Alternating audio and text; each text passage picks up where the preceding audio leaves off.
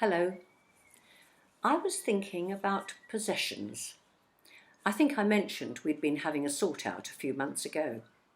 Well, we did succeed in getting quite a lot of rubbish out of the house and of the garden.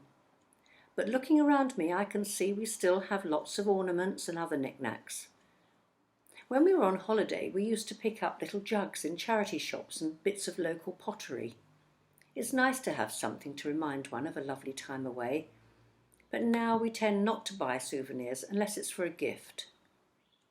However, looking in our cupboards, I can see that there are many more vases than we really need. I tend to use the same favourite ones when I'm given a bunch of flowers, or I pick some from the garden. There are bits of crockery, jugs, pots and so on, that are pretty, but really we don't use them all.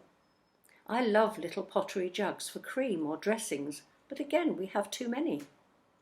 Some of you may watch Bargain Hunt or Antiques Roadshow, or perhaps Antiques Road Trip. Items that people bring in often surprise us by their potential value, and so often the owner says, well, it's not going anywhere. If the item is a family heirloom, or a war memory for instance, you can understand why it should be passed down through the ages, through the generations. Some of the things people choose on Bargain Hunt prove to be quite valuable, but most of them I wouldn't give house room. They're still just things, aren't they? I read this week, what do you consider your greatest possession? Well, that's what got me thinking about possessions again. In Matthew chapter 6, we read, "Lay not up for yourselves treasure upon earth, where moth and rust doth corrupt, and where thieves break through and steal."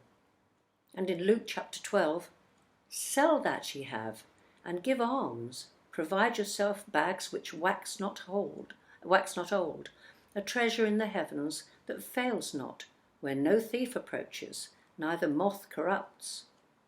And in the first epistle of John, chapter 2, "Love not the world, neither the things that are in the world. If any man love the world, the love of the Father is not in him." And finally, there's the clincher in Matthew 13, "The kingdom of heaven is like treasure hidden in a field. When a man found it, he hid it again, and then in his joy went and sold all that he had and bought that field."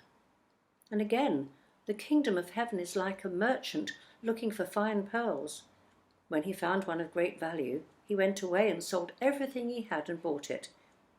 I pray that we may always remember that our worldly possessions are transitory, but that God's kingdom is forever.